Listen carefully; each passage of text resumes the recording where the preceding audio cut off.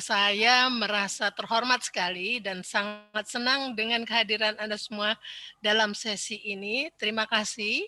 Ya, ada Pak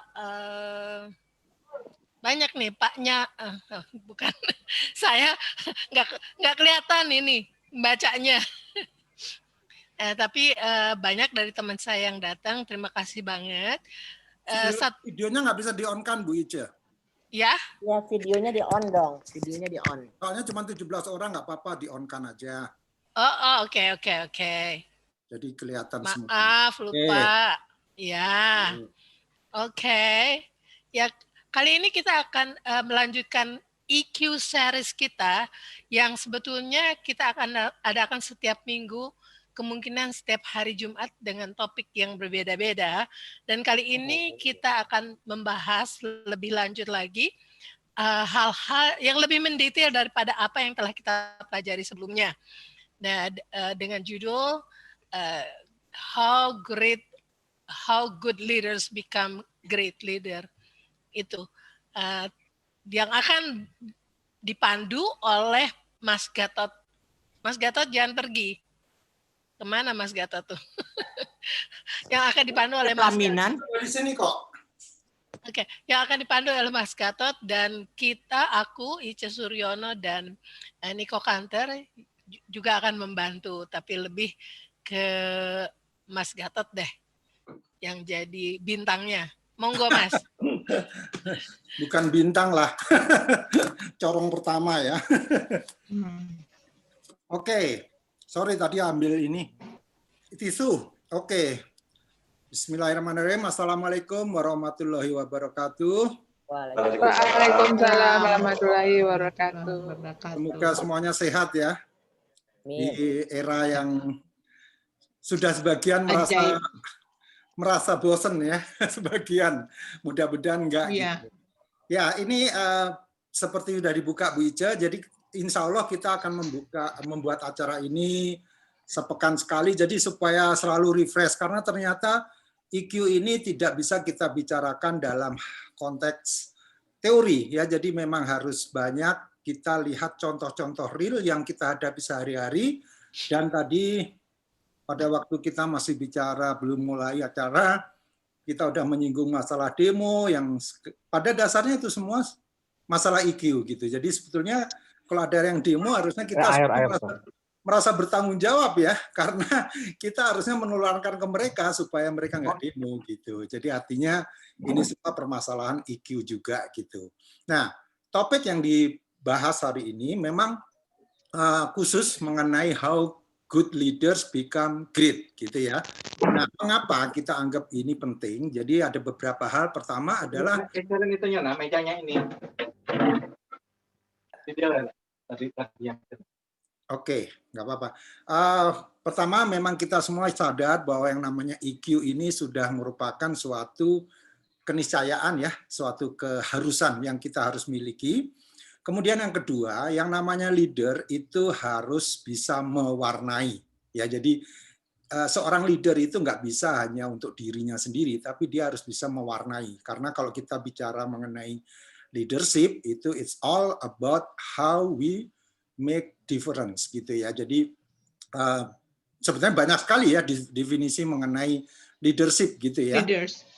Sebagai leaders itu apa gitu. Pertama, yang saya benar-benar ingat sekali, yang namanya leader itu adalah orang yang bisa melihat adanya potensi perubahan atau perbaikan ya. Nah, kemudian yang kedua adalah dia juga bisa mengajak orang lain untuk melakukan perubahan itu gitu. Jadi harus ada potensi dulu yang dia bisa melihat, karena nggak semua orang itu bisa melihat potensi perubahan atau potensi perbaikan gitu, itu nggak terlihat gitu. Nah, kemudian bagaimana ini semua bisa kita realisasikan gitu ya. Jadi fokusnya memang harus pada people. Jadi seorang leader itu bukan di task tapi di people, di manusianya, bukan di tasknya gitu ya, tapi di people-nya. Nah, makanya saya pikir ini suatu topik yang menarik sekali, kita lebih dalam lagi ya, karena kita harus pergunakan apa yang waktu itu kita bahas, kita sudah pernah bahas, atau bagi yang baru kali ini ikut pun nggak ada masalah, karena saya ingat sekali ini salah satu profesor di UC Davis leadership program mengatakan EQ itu simple gitu, but complex. Nah, saya bingung ini kok paradoksikal banget ya definisinya. Simple dalam pengertian ya semuanya cuman about feelings gitu, feelings, thinking, action gitu ya.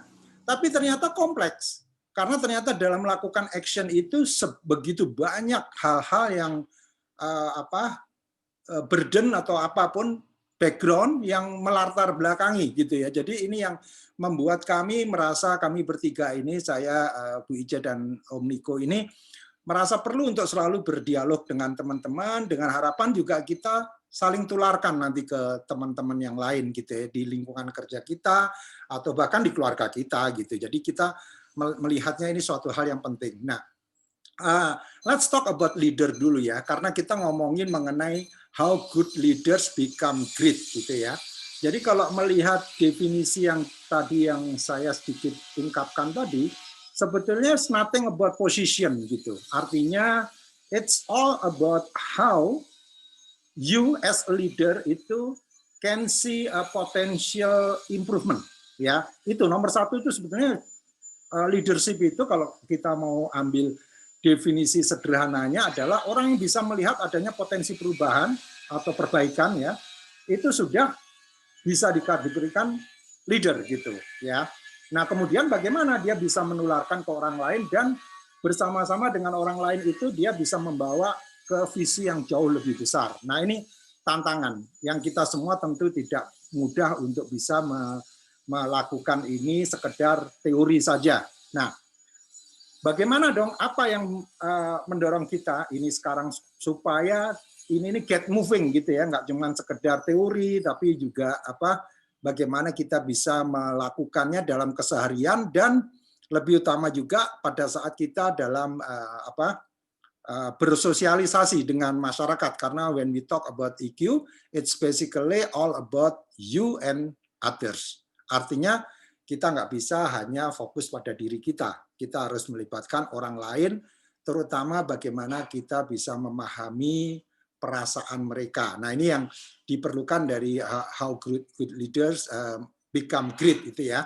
Nah, ini saya akan mulai aja dengan slide supaya saya ngomongnya nggak ngalor ngidul gitu. Jadi itu tadi why-nya sudah jelas ya. Jadi pertama EQ-nya matters, kemudian yang kedua as leader we have to be mewarnai ya, we have to influence people gitu ya. Jadi definisi leader tadi sudah jelas sekali. Nah, yang saya inginkan, yang kami bertiga inginkan sebetulnya ini anggap saja ini bukan seorang Gatot atau seorang Ice, seorang Niko yang bicara, tapi you yourself gitu ya, sedang melakukan self talk gitu. Jadi misalkan Anda Bu Yani atau mungkin Bu Eni atau Pak Rizwan ini sedang berbicara pada dirinya sendiri gitu. Jadi self dialogue gitu, bahwa ini hari ini suara yang kebetulan suaranya Gatot saat ini itu sebetulnya suara Anda gitu. Jadi saya pengen let's concentrate on you gitu. Jadi benar-benar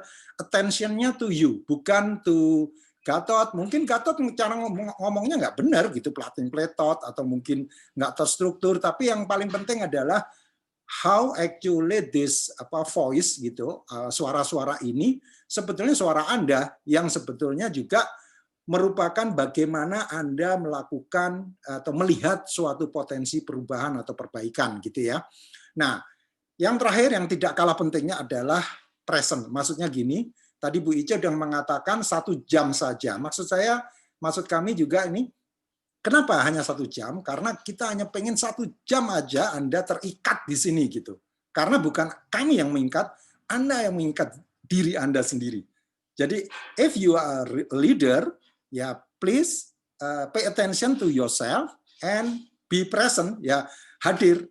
Jadi Anda benar-benar hadir di situ, tidak tidak nyambi ya istilahnya ya, multitasking, karena ini siapa tahu 1 jam ini benar-benar bisa merubah Anda, dan saya yakin pasti ada sesuatu mungkin sedikit self talk ini yang bisa membantu kita semua ya untuk melakukan suatu perubahan ya. Jadi kalau kita ibaratkan, kalau kita mau mengaca diri kita Ini gambarnya, ini ilustrasinya kucing melihat singa gitu ya.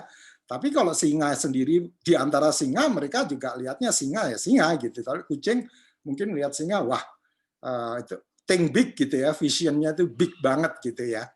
Nah, sekarang kita masuk ya. Jadi kita sudah bagi yang pernah ikut, sebetulnya yang belum pernah ikut juga nggak ada masalah sih, karena ini semuanya mudah sekali. Dan ini coba kita bahasa Indonesia kan waktu itu Om Niko sudah pernah nyinggung sih. Pada dasarnya yang namanya primary emotion atau sumber semua perasaan itu hanya 4 ya, MSGS gitu ya, mad, sad, glad, sama scare. Ya, ini saya bahasa Indonesiakan aja biar bisa lebih membumi untuk kita-kita. Jadi pertama adalah marah, kemudian sedih, senang, dan terakhir takut. Ya, jadi ini semua adalah dengan segala macam turunannya, tapi sebetulnya it all boils down into this 4. Jadi semua perasaan kita itu ternyata hanya 4 ini sih. Ya, jadi ya mungkin ada lagi rasa bingung, rasa tapi semuanya kalau kita runtut-runtut sumbernya ya dari rasa marah, rasa sedih, rasa senang, dan rasa takut. Ya, hanya 4 ini ternyata. Jadi ini juga bukan kata-kata saya, ini jadi dari beberapa referensi baik Daniel Goleman atau mau dari UC Davis Leadership Program, itu semua seperti itu. Nah, mari kita kupas satu persatu supaya kita saling bisa menyelami gitu ya, sebetulnya what it means dengan marah gitu ya. Jadi sebetulnya kalau marah ini misalkan feeling unfair atau unjust gitu ya, Anda itu bukan perasaan ya. Yang menjadi perasaan itu adalah karena Anda diperlakukan tidak adil, didolimin ya, atau dibohongin gitu. Anda merasakan suatu rasa yang sifatnya adalah sebetulnya marah gitu ya. Marah, kesal, apapun label yang Anda pakai ya, itu semuanya sebetulnya itu mad atau marah gitu ya, atau benar-benar gregetan gitu ya, kesel gitu ya. Bisa juga karena kecurangan, atau bisa juga karena tersinggung, hanya kata-kata orang, hanya gara-gara orang di depan kita jalan tidak membungkukkan badannya, kita tersinggung gitu ya. Itu bisa juga menjadi sumber marah. Dan ini kelihatannya sepele, makanya dikatakan oleh profesor tadi, EQ is basically simple, but it's complex gitu. Jadi begitu Anda tersinggung, pertama Anda juga harus tahu kenapa Anda tersinggung kan. Jadi ini juga ternyata kompleks untuk memahami ini. Lebih kompleks lagi memahami orang lain. Kenapa ya dia tersinggung? Padahal saya kan ngomongnya baik-baik tadi. Padahal menurut saya kan sudah sopan. Ya, jadi ini tidak bisa dengan mudah kita definisikan begitu saja bahwa yang namanya marah itu sesuatu yang sifatnya simple tapi ternyata kompleks dalam kenyataannya. Nah, ini yang membuat kita perlu belajar bersama di sini. Kemudian yang kedua mengenai sedih ya. Kesedihan itu pada dasarnya semuanya adalah karena adanya loss of something, kehilangan sesuatu ya, apapun itu ya, mau kematian atau sepeda dicuri orang, handphone jatuh atau dicopet orang, itu semua menyebabkan kita sedih ya.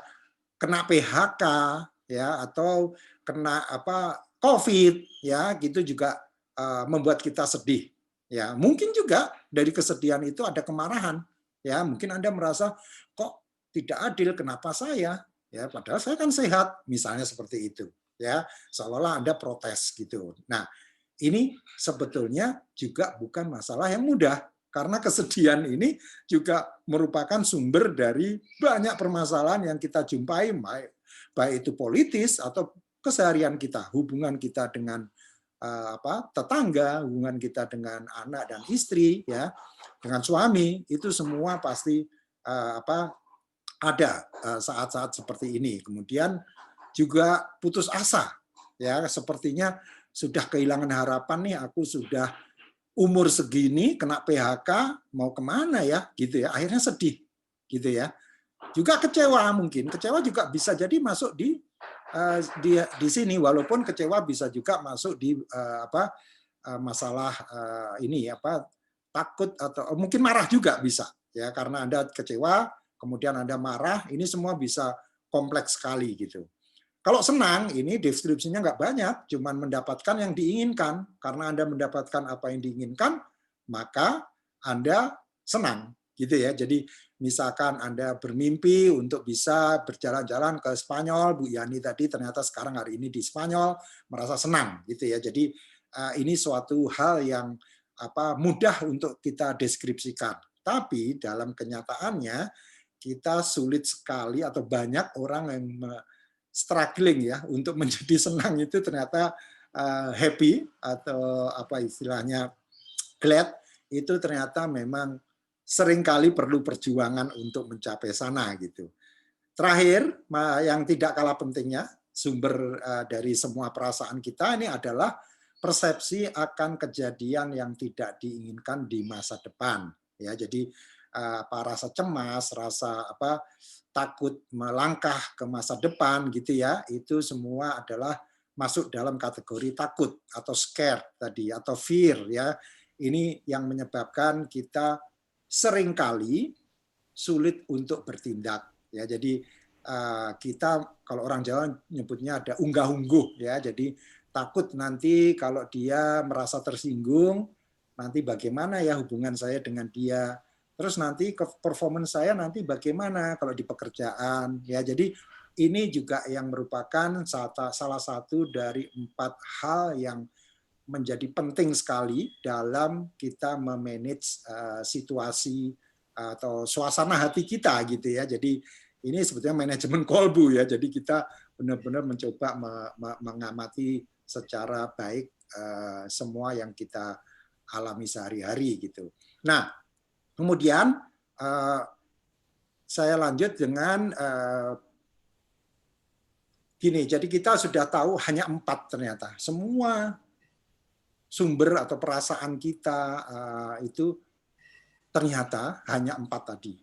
Ya, ternyata juga hanya ada 3 rahasia untuk melakukan atau memainkan EQ kita. Ya, jadi EQ itu EQ kita baru main kalau kita bisa melakukan 3 secrets ini, 3 rahasia ini. Ya, jadi mudah-mudahan ini bisa membantu kita ya. Pertama adalah apa pemicunya. Ya, jadi kita harus tahu kenapa kita marah. Ya, hal-hal apa yang membuat saya marah? Hal-hal apa yang membuat orang lain marah? Ya, jadi kita harus menyadari dulu. Hal-hal apa juga yang membuat saya sedih? Ya, jadi ini semua perasaan itu kita cari dulu pemicunya.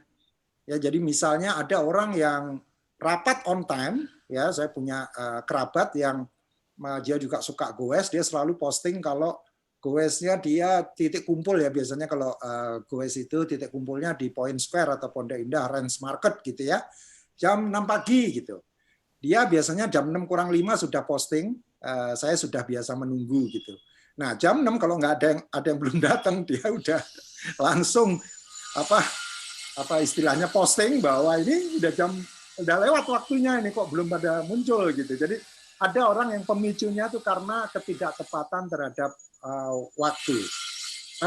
Bu Ica bisa tolong dibantu sebentar, ini soalnya ternyata di rumah saya lagi ada construction work, saya mau ngasih tahu tukangnya ya. Bu Ica bisa nimpalin sedikit, habis itu saya lanjut Bu, sebentar. Ya. Oke, sebelum kita langsung atau melanjutkan tentang 3 secrets itu, saya pengen bertanya kepada Anda semua yang para leaders ini, kalau tadi ngelihat 4 basic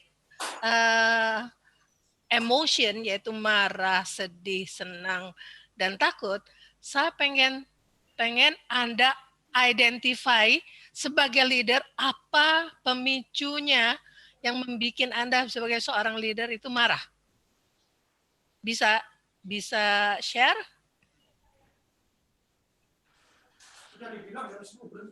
Bisa share? Ya. Halo. Iya. Udah, saya udah kasih tahu. Sorry. Oh, oke. Silakan. Ya.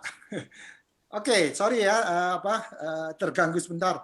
Nah, ini Pak yang perlu kita tahu adalah apa pemicunya dulu. Jadi untuk masing-masing tadi. Jadi ada orang yang tadi pemicunya waktu, ada pemicunya terhadap disiplin terhadap proses gitu ya, tata kelola gitu ya. Jadi kalau ada pelanggaran peraturan gitu, dia marah gitu, misalnya seperti itu. Kemudian yang kedua adalah bagaimana manifestasinya kepada diri Anda.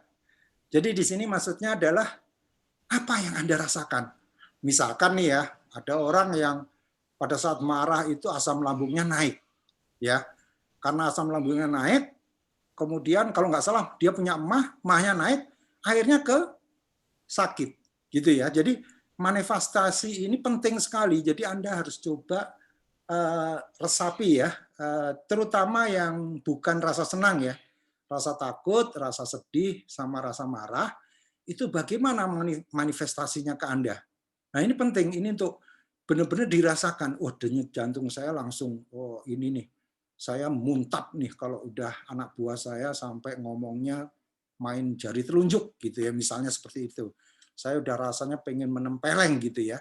Jadi ini merupakan manifestasi yang Anda rasakan. Jadi misalnya yang kalau Anda misalkan sensitif terhadap ketepatan waktu, Anda biasa meeting on time, ya bahkan 5 menit sebelum meeting Anda sudah berada di ruangan, kemudian 5 menit setelah meeting dimulai belum ada yang datang, Anda bagaimana merasakannya? Ya, kecewa atau pengen protes, pengen komplain dan sebagainya gitu ya. Itu yang perlu Anda manifestasikan dalam diri Anda. Maksudnya kalau saya lagi mengalami seperti ini, apa yang saya rasakan? Kemudian rasa takut, itu apa manifestasinya ke Anda? Misalkan masa depan saya terancam nih, ya ampun, saya udah usia segini, kena PHK, aduh, udah deh, kelam deh dunia saya. Nah, begitu Anda merasakan itu tuh, apa yang Anda rasakan? Nggak perlu dikatakan bahwa saya merasa dada saya berdegup gitu, enggak, tapi coba rasakan. Jadi ini pentingnya adalah manifestasi dari perasaan tadi itu apa pada diri Anda, gitu ya. Jadi ini yang perlu Anda resapi. Ya, ini rahasia kedua. Rahasia ketiga itu bagaimana Anda kendalikan. Ya, jadi cuman ada 3 ini. Jadi kalau sudah Anda ketahui pemicunya apa, manifestasinya seperti apa, kemudian bagaimana Anda mengendalikannya. Ya, jadi ini kuncinya hanya 3 ini sebetulnya. Sumbernya 4, kuncinya 3 gitu. Tentu saja yang namanya tadi rasa senang mungkin nggak perlu dikendalikan ya, atau mungkin perlu dikendalikan juga, karena bagaimana Anda bisa bersenang-senang di tengah orang-orang yang lagi sedih misalnya, ya. Jadi ternyata rasa senang juga harus dikendalikan, nggak bisa kita misalkan mendapat promosi gitu, sementara yang mendapat promosi cuma Anda sendiri gitu. Anda mau melakukan jingkrak-jingkrak, nggak enak kan sama orang lain gitu ya. Jadi ini yang harusnya kita belajar juga bersama bagaimana mengendalikannya. Nah, ini kuncinya. Jadi memang kunci utama dalam EQ, terutama bagaimana mengendalikan diri dan orang lain, itu adalah memahami sumbernya hanya 4, ya, rasa marah, rasa sedih, rasa senang, dan rasa takut. Udah, hanya 4 itu tok. Nggak neko-neko, nggak macam-macam. It's simple but complex. Kompleksnya di mana? Pada saat kita menerapkan 3 rahasia ini, ya, karena mengetahui pemicunya kadang-kadang kita juga sulit, ya. Tapi Anda harus membuat PR ini, bahwa saya harus tahu pemicunya, kenapa saya marah, kenapa saya senang, itu semua harus saya ketahui. Kemudian manifestasinya kepada diri Anda apa, dan terakhir bagaimana Anda mengendalikannya. Nah, baru kita sekarang berdiskusi mengenai from good to great-nya bagaimana dong. Ya, jadi kalau kita sepakat bahwa Anda semua ini adalah good leaders, how to become great gitu ya. Nah, pertama adalah ada 3 juga, ya, 3 poin. Pertama dulu, satu persatu ya. Perasaan dan tindakan adalah hal berbeda. Jadi feeling sama action itu suatu hal yang berbeda sekali, benar-benar berbeda. Karena semua perasaan itu oke. Ya, Anda punya rasa marah, Anda punya rasa sedih, Anda punya rasa takut, semuanya oke. Ya, rasa senang, semuanya oke. Nggak ada yang bisa menyangkal bahwa rasa senang Anda tuh salah gitu, atau rasa sedih Anda salah gitu, nggak ada. Ya, karena itu murni dari Anda, dari kita. Ya, jadi perasaan itu oke, tapi tindakan itu tidak semuanya oke. Ya, jadi hati-hati. Jadi di sini ada antara perasaan, feeling, sama action gitu. Jadi memang kalau mungkin somewhere kita pernah nyebut bahwa EQ itu bagaimana feel, think, act gitu. Jadi kita rasakan, kemudian kita pikir, kita tindak lanjuti, kita ambil sikap gitu ya. Jadi di sini yang perlu kita lakukan. Nah, ambil jeda. Nah, jeda ini juga ada singkatannya sebetulnya ya. Pertama, jangan reaktif. Ya, jadi maksudnya apapun yang kita terima, kabar buruk, kabar ini, kabar baik gitu, semuanya jangan reaktif dulu. Endapkan dulu, E-nya itu endapkan, ya seperti Anda mengaduk teh manis gitu ya. Itu diendapkan dulu. Terus kalau dia panas gitu ya, dinginkan, D-nya itu dinginkan gitu. Terakhir A-nya itu baru ambil sikap. Ambil sikap ini bisa aja Anda tetap diam, atau bisa jadi Anda mengekspresikan perasaan Anda, tentu harapannya dengan ekspresi yang santun ya, karena kita buat apa belajar EQ kalau kita tidak bisa memberikan ekspresi yang santun. Karena seorang leader harus bisa merangkul, harus bisa membawa orang lain ke visi yang besar, ya. Bahwa orang lain itu atasan kita, nggak ada masalah, karena definisi leader di sini nggak ada kaitannya dengan position. Bahkan di dalam acara bedah buku yang yang tempo hari beberapa dari Anda ikut, itu servant leader itu dimulai dengan keinginan dia untuk melayani. Ya, jadi seorang servant leader itu harus menginginkan dirinya sebagai pelayan dulu gitu, sebelum dia melakukan influencing gitu ya. Jadi ini penting sekali. Ini yang pertama. Jadi kalau kita mau from good to great itu pisahkan antara perasaan dan tindakan. Ya, ini nggak mudah. Semua orang ya namanya manusia ya, yang namanya refleks itu bisa terjadi apa saja gitu. Jadi kaki kita diinjak, kita balas injak, itu refleks gitu. Ya, karena kita merasa sakit, kita balas gitu. Jadi ini yang kita pelajari justru bagaimana kita bisa terampil dalam mengambil jeda. Dan jeda ini menurut survei cukup 6 detik juga nggak apa-apa sih gitu. 6 detik ya lebih juga nggak apa-apa gitu. Cuman harus ada jeda. Yang kedua, pahami bahwa orang lain merupakan cermin dari kita.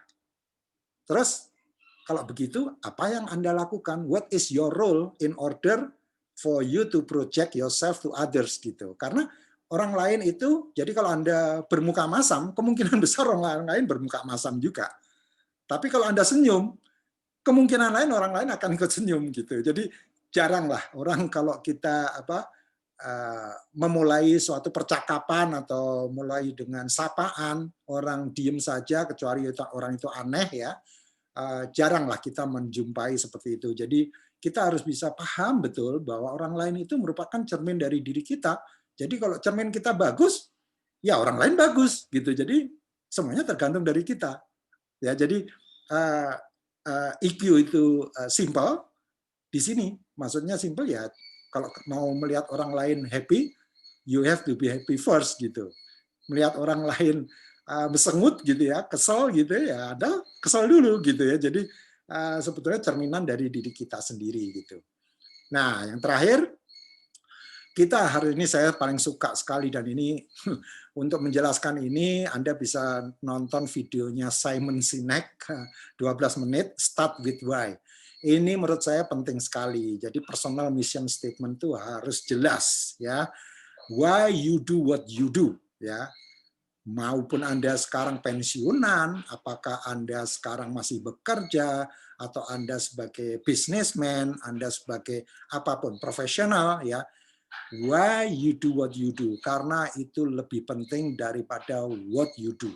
Katanya Simon Sinek, people buy why you do what you do, not what you do.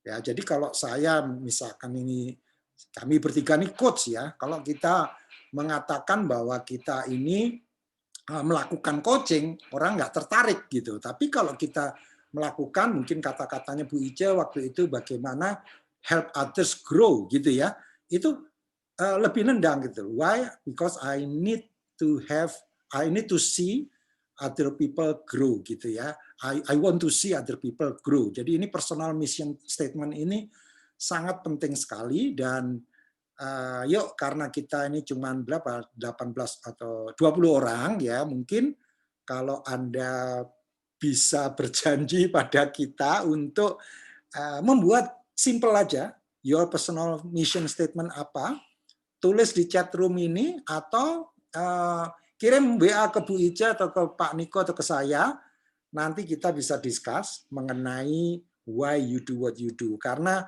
ini jauh lebih penting daripada sekedar what you do. Ya, kayak misalkan dulu waktu saya jadi konsultan, kalau saya cuma bilang bahwa saya strategy and change management konsultan, people oh ya manggut-manggut gitu loh. Tapi kalau saya menyebutkan saya merasa melihat bahwa yang namanya perubahan itu suatu hal yang penting, dan saya ingin menambah kontribusi saya dalam perubahan itu, mungkin orang masih mau mendengarkan saya gitu. Tapi kalau saya hanya sekedar saya konsultan bidang ini, ya orang cuma manggut-manggut aja gitu. Karena I am communicating what I do instead of why I do what I do gitu. Nah, ini yang menjadi PR kita bersama nanti. Nah, demikian yang bisa saya share dari beberapa poin yang menurut saya penting, menurut kami penting. Jadi sedikit summary aja. Pertama, kita harus tahu leader itu ya kita ini leader, gitu. Kita semua good leader. Yang kedua, leader itu harus benar-benar memberikan warna, dan ternyata untuk memberikan warna kita perlu memahami we need to master only 4 feelings tadi gitu ya. Jadi rasa senang, rasa sedih, rasa marah, rasa takut, dan hanya ada 3 rahasia untuk melakukan itu. Kelihatannya simple, tapi coba ya Anda pikirkan implementasinya. Silakan kalau mau dikomentari atau pertanyaan atau sanggahan, dikomplain, karena you talk to yourself. Ya, it's your right to say no atau to say yes gitu. Silakan, biar diskusinya juga hidup gitu. Silakan di-unmute dulu, karena tadi sempat saya mute all. Ada? Saya Pak Gatot. Oh, monggo ya, Pak Rizwan. Oke, mohon izin Bapak Ibu yang hebat semua. Assalamualaikum warahmatullahi wabarakatuh. Waalaikumsalam warahmatullahi wabarakatuh. Suara saya kedengaran Pak ya? Jelas sekali Pak Rizwan. Ya, luar biasa nih emotional question ya. Jadi artinya emotional question itu sesuatu yang bisa ditingkatkan dengan cepat, tapi bisa juga ngedrop ya. Beda dengan IQ. Ya. Marah, sedih, senang, dan takut. Ya. Pertanyaan pertama Pak Gatot, saya kan orang statistik ini. Jadi marah, sedih, senang, takut itu kan ada frekuensinya. Ya, jadi kita menilai seorang tuh kalau frekuensi marahnya lebih senang, lebih banyak, kita sebut orangnya pemarah.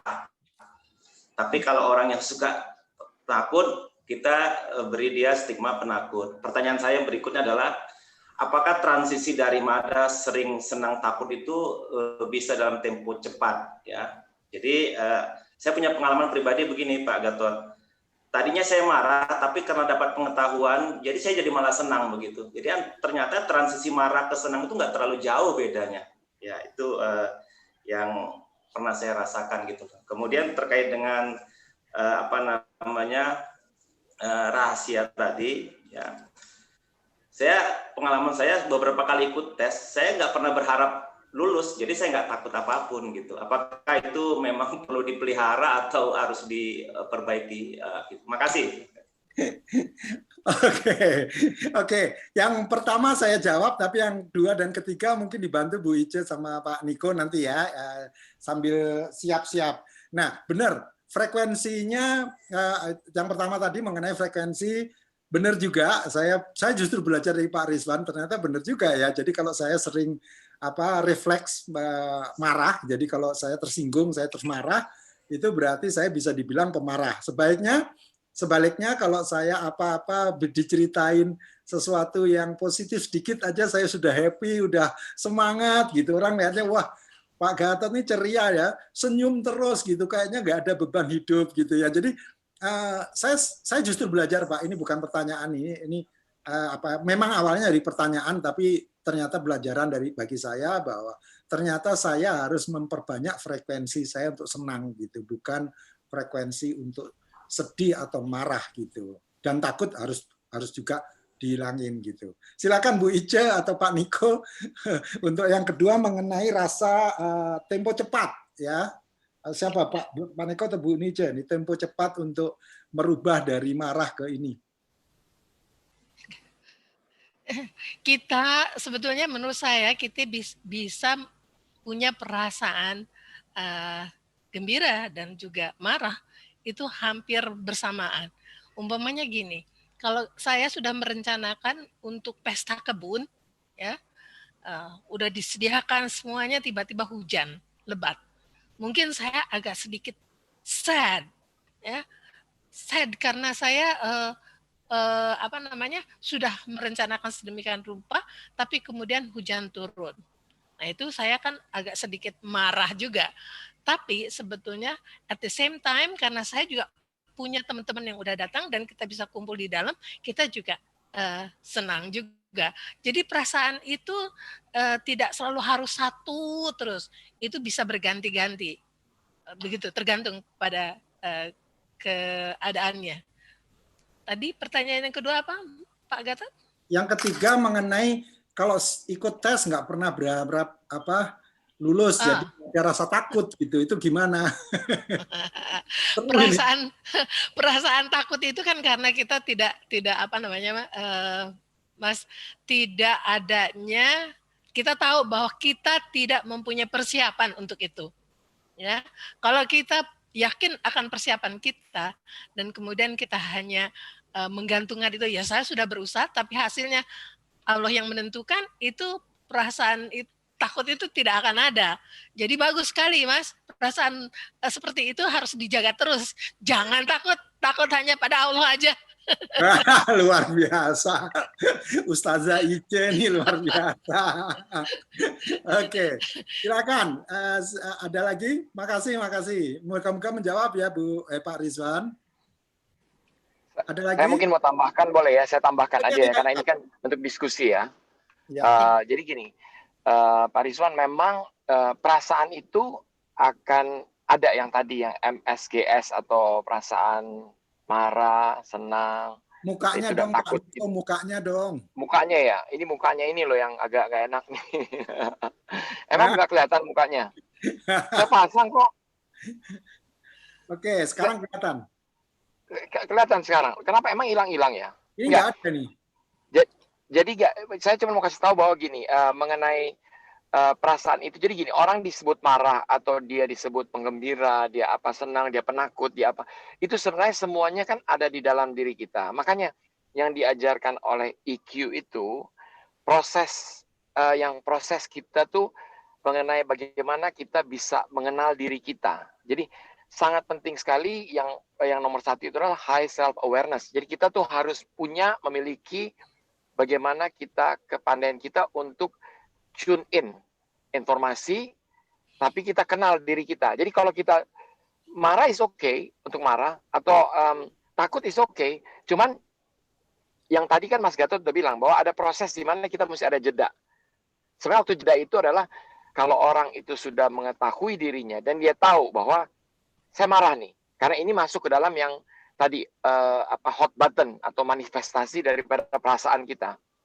Nah, kalau kita biasanya reaktif dan kita langsung mau bereaksi, reaksi kita adalah kita keluarkan, kita ekspresikan langsung, tanpa memikirkan orang lain dan dampak yang akan terkena kepada orang yang kita akan berinteraksi. Nah, ini yang kita mesti jaga, karena kalau kita reaktif sifatnya, nggak ada jeda, nggak ada proses pengenalan dan mengetahui diri kita dengan kelemahan kita ini, itu yang jadi masalah. Di dalam EQ sebenarnya kita melalui proses itu, kemudian ada proses yang namanya mood, kita punya mood management. Jadi bagaimana sih kita memanage kita punya emosi ini, supaya tidak langsung keluar dan tidak terkontrol gitu. Nah, itu yang selalu mesti kita lalui, dan yang ada proses yang penting dalam pengenalan diri dan mengontrol diri itu adalah kita bagaimana memotivasikan diri kita supaya kita juga fokus kepada apa yang akan kita sampaikan nanti, kemudian bagaimana kita juga bisa, misalnya kita punya mood lagi sangat-sangat down atau apa, kita juga harus bisa memotivasi diri. Jadi we have to be able to help ourselves. Nah, kalau kita bisa lakukan ini yang kita dianggap bahwa oke, kita sudah bisa menguasai, kita bisa mengenal diri kita, kemudian kita bisa memanage mood kita, sehingga kita juga harus bisa pada saat yang bersamaan memotivasi diri kita supaya kita dalam keadaan damai dan dalam keadaan tenang selalu. Baru kita bisa berinteraksi interpersonal. Jadi kalau mau dikasih dalam contoh gitu ya, misalnya kita punya anak buah kita nih bolak-balik nggak deliver. Padahal dia janji tasknya dia mesti akan selesaikan. Nah, waktu kita marah, kita juga oke untuk bilang dia, saya sangat-sangat concern dan saya sangat disappointed sebenarnya dengan akhir-akhir ini. Kenapa? Karena Anda tidak pernah mendeliver your task. Kira-kira ada apa sih? Is there any problem? Bisa nggak saya bantu? Nah, itu kan kita mengekspresikan our anger, our disappointment, tapi kita masuk dengan mencoba memakai empathy untuk membuat diri kita di dalam isunya dia. Karena kan belum tentu dia itu tidak deliver karena dia sama sekali memang malas atau dia sama sekali tidak mau mendeliver. Bisa aja dia mengalami suatu problem di keluarganya atau ada problem yang kita nggak tahu. Makanya penting sekali kita itu waktu kita mengenal, kita tahu diri kita dan kita udah hot button nih. Kita udah, wah ini kalau orang nggak deliver kita marah. Tadi kan Mas Gatot bilang ada orang yang begini atau ketidakjujuran dari seorang itu bikin kita marah. Tapi jangan langsung kita mempunyai judgment atau assumptions. Itu aja yang paling penting. Dan yang kedua sebenarnya kaitannya dengan yang tadi Bapak bilang kan, gimana nih kita nih kalau dalam menghadapi ini kita ujian atau kita menghadapi sesuatu. Yang tadi Ice bilang benar. Yang penting kan kita melakukan yang terbaik. Mobilmu ya? dicuci nggak? Kita melakukan yang terbaik. Kita melakukan yang terbaik untuk kita bisa sukses. Nah, tapi nantinya kalau kita tidak sukses, kita tadi kan Bapak bilang, kita bisa memanage diri kita bahwa kita juga nggak boleh kecewa. Karena apa? Itu yang membuat kita tuh mengkontrol diri kita supaya tidak nanti kekecewaan dan kita dirundung terus pada kecewaan. Bahwa kita sudah melakukan yang terbaik, namun memang tidak berhasil. Jadi hal-hal itu yang mungkin yang bisa saya tambahkan, Mas Gatot. Oke, makasih Pak Niko. Ada lagi yang mau tanya? Ada lain Pak Gatot mungkin? Oh, Pak ada Niko, tambah? Siap. Oke. Terima kasih Pak Gatot. Saya setuju yang Pak Niko sampaikan bahwa prinsipnya bahwa bagaimana kita harus mengenali diri itu betul Pak. Ketika kita biasanya namanya marah itu kan kita memang nggak sadar diri kita sebenarnya. Nah, cuman saya ingin yang dalam pembicaraan hari ini tadi saya masih belum melihat sisi lain Pak, yaitu bahwa ada culture Pak sebenarnya yang itu sebenarnya sangat mempengaruhi. Yang saya belum melihat dari kita diskusi tadi sebenarnya culture di belakang kita ini sebenarnya perannya sangat kuat. Ketika dalam sebuah organisasi ataukah culture individu maupun culture organisasi ya, itu juga sangat berpengaruh. Ketika sebuah organisasi yang terbuka dengan orang-orang yang terbiasa ngomong ceplas-ceplos gitu, itu kadang orang membuat tensi untuk marah itu juga berkurang gitu. Di samping itu juga barangkali Pak, mungkin kayak saya orang yang Jawa misalkan, orang Jawa Solo, ketika saya diem itu ternyata marah gitu. Tapi ketika teman saya orang Batak itu ngomongnya teriak-teriak keras itu malah happy ternyata. Nah, ini juga berpengaruh Pak. Jadi barangkali mungkin kita perlu lihat juga bahwa ekspresi sebuah marah itu ternyata beda-beda, apalagi manifestasinya. Tapi saya benar bahwa yang disampaikan oleh Pak Niko kuncinya adalah kita harus mengenali kita. Nah, ketika kita mengenali diri kita bahwa nanti teman-teman itu akan saling juga tahu, oh Pak Gatot ini ketika diem itu ada apa ya? Atau kadang-kadang orang diekspresikan dengan garuk-garuk rambut begini, wah berarti kan kecewa. Pekerjaan yang di delivery ini kadang Pak nggak sesuai ekspektasinya, tapi dia nggak marah. Kalau orang Solo kan nggak bisa, paling garuk-garuk gini. Lain kali jangan begini ya. Itu udah marah besar gitu loh. Tetapi berbeda dengan budaya yang lain yang mungkin wah gebrak-gebrak meja, tapi nah setelah itu cepat berubah. Nah ini yang saya ingin tahu Pak Gatot, ini barangkali mungkin pengalaman dari apa tadi yang Bapak tadi yang sempat menyampaikan bahwa luar biasa Pak ketika kita cepat marah tiba-tiba cepat langsung berubah baik. Jadi jeda itu tadi bisa jadi mungkin orang 6 menit atau 3 menit dia mungkin cukup setengah menit saja. Nah, tapi itu sangat situasional. 6 detik maaf. Itu mungkin cuma 2 detik tok begitu langsung berubah. Ini juga tergantung tingkat kematangan individu juga Pak, yang saya pikir juga. Jadi ada 2 sisi yang saya lihat tadi, ada sisi kematangan individu plus culture Pak, saya pikir itu. Makasih Pak Gatot. Ya, sama-sama. Ya, silakan Bu Ica atau Pak Niko. Ya, terima kasih nih Pak. Itu pertanyaannya yang mengenai budaya. Oh Ica silakan Cak. Coba Ica is about to say something Cak. Silakan Cak. Pak Niko kalau mau jawab boleh, tapi Nggak memang apa-apa. culture memang mempengaruhi sekali. Persepsi kita tentang sesuatu itu didasari oleh bagaimana kita diajarkan, bagaimana kita dibesarkan, bagaimana culture yang mempengaruhi. Jadi banyak sekali persepsi itu dipengaruhi berbagai macam hal, dan persepsi itu yang membuat kita melihat dunia seperti persepsi kita. Nah, kita harus mengetahui culture dari masing-masing. Culture dari satu organisasi dan culture di organisasi yang lain. Mungkin culture di organisasi saya dulu di British Company sangat berbeda dengan culture di Pertamina. Nah, itu kita harus mengerti dan harus sadari, dan kita harus menyesuaikan diri di mana kita berada. Country dengan country juga, kita dengan Korea umpamanya. Kalau di Korea kita salaman, kemudian kita menatap mukanya langsung, mungkin it's not okay. Tapi kalau di Amerika atau di mana it's okay untuk mata itu. Jadi memang betul Pak, saya setuju bahwa culture mempengaruhi sekali. Nah, sebetulnya yang saya ingin sekali lakukan di sini adalah untuk itu semua, untuk kita bagaimana cope-nya dengan emotion, managing your emotion atau apa, saya pengen Anda itu mengetahui dulu apa yang menyebabkan Anda terkena button-nya. Saya pengen tahu Anda sebagai leader, apa yang menyebabkan Anda menjadi marah. Pengen deh ada masukan dari Anda semua. Dari Bu Yani, dari yang lainnya juga, silakan. Pemicunya ya. Sebagai pemicunya. Ya, apa pemicunya? Sebagai seorang leader ataupun leader di rumah atau di mana aja, apa yang menyebabkan Anda merasa marah, menjadi marah? Pemicunya apa? Ya kita tidak outputnya tidak sama dengan sesuai. apa yang kita expect, kita harapkan. Oke.